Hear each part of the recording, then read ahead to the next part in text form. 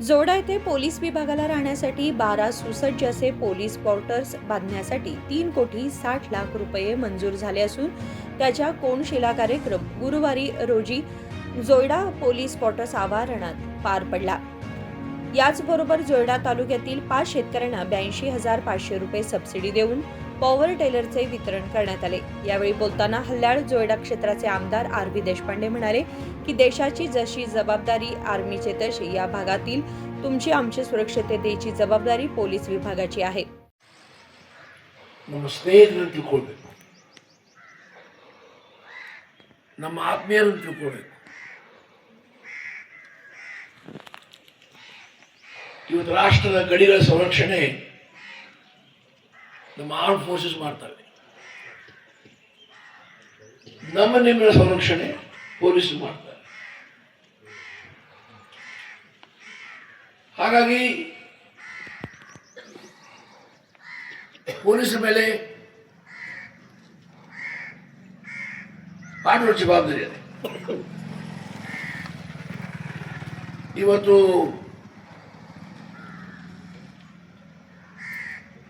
Police housing corporation ಮುಖಾಂತರ ಜೋಡಾದಲ್ಲಿ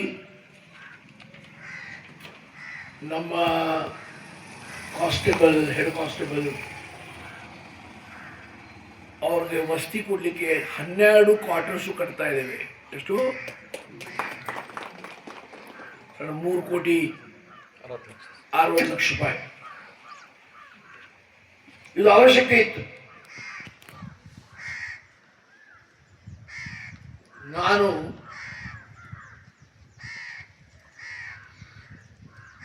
ಮೊದಲೇ ಬಾರಿ ಕ್ಷೇತ್ರದ ಆಸೆ ಬಂದಾಗ ಭಾಳ ಭಯ ಪಟ್ಬಿಟ್ಟಿದ್ದೆ। ರಸ್ತೆ ಇಲ್ಲ, ಸೇತುವೆ ಇಲ್ಲ, ಕರೆಂಟ್ ಇಲ್ಲ, ಬಡವ್ರ ಮನೆ ಇಲ್ಲ,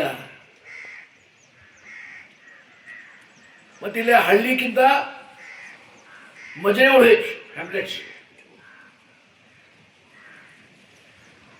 ಆದರೆ ಜನರ ವಿಶ್ವಾಸದಿಂದ,